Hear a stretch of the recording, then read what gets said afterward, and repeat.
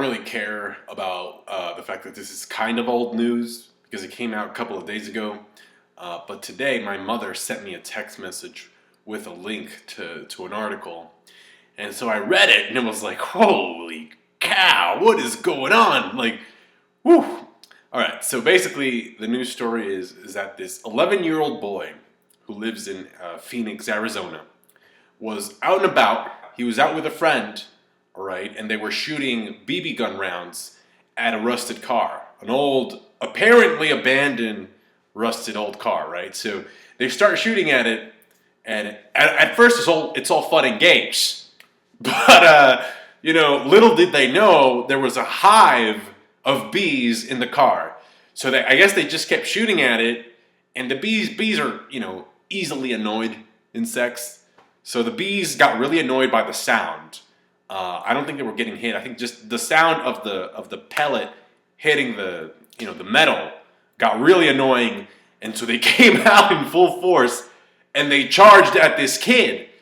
Needless to say, this kid got stung. I mean, they stung this kid like a pincushion. All right, he got apparently 400 bee stings all over his body. Now, the article doesn't really state what happened to his friend, but he got it bad. I mean, 400.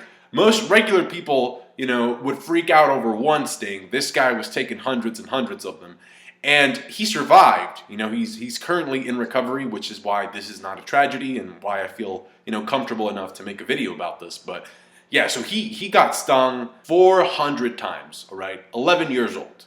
So at such a young age, and they interviewed the kid afterwards when he was in the hospital, and the article made it seem as if the thing that allowed him to survive the attack was that he was channeling Vegeta's technique, one of Vegeta's power-ups. So when he was being stung, this kid was in the Dragon Ball state of mind. He still is, actually. If you watch the video of him in the hospital, he actually says, yeah, my name is Andrew, but you can call me Vegeta. So he's still in that Dragon Ball phase, man. This is some crazy crap. I mean, imagine literally a hive of bees stinging you. At that point, the pain must be so overwhelming you don't even feel it. Just I'm surprised he didn't get knocked out. Because usually the brain, once you start feeling way too much pain, it knocks you out because it's this is too much. We can't deal with this. But this kid was being stung and he was yelling, "Full force power! Oh, damn you, Kakarot! Full force power!" Now, obviously, everybody is different. People react differently to different types of stimulus.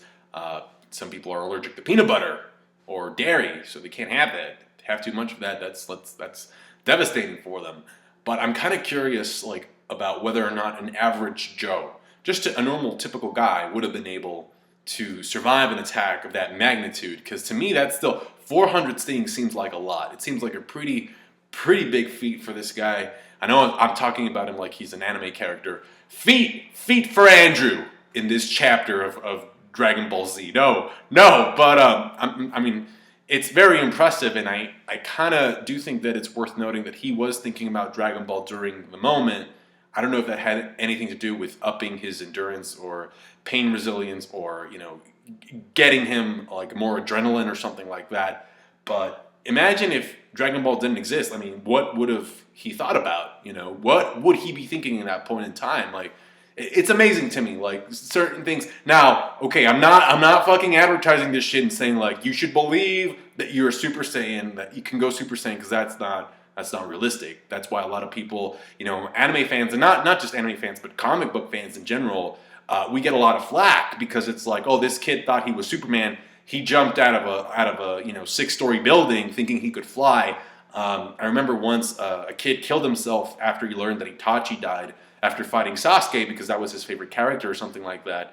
And so those are very serious topics. These are tragedies. This is serious, but I'm glad the consequence wasn't, it could have been a lot worse. I'm just going to say that, and I'm glad that Andrew's okay. He seems to be recovering.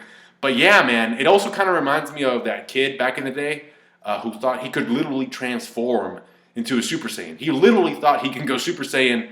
I don't know if you guys remember him, but here's a picture. Do it, and I believe I can be a Super Saiyan. So this is my first time exposing this side of me to the world. And I know a lot of y'all laughing, but people who really, that are on my level of intellect, they understand what I'm saying. That's what he was saying. I'll leave the link to his video in the description.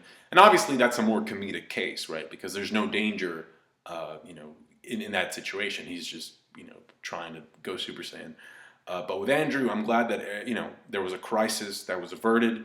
I'm glad that at least, despite the fact that it was a very shitty situation, and despite the fact that we can't really prove whether or not thinking about like powering up ended up helping him or not, I'm glad that at the very least he was thinking about something in that situation that made a bad experience less bad.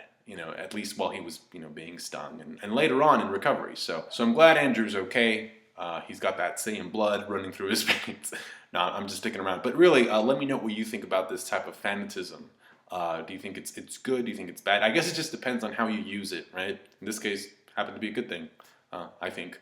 But yeah, let me know. Comment with your thoughts. Like the video if you did. Subscribe to my channel if you haven't. I appreciate that. I did watch the new Naruto Shippuden episode. I thought it was good, just because I think God is a pretty good character.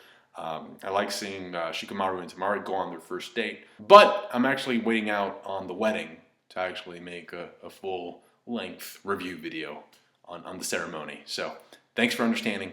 Catch you guys later.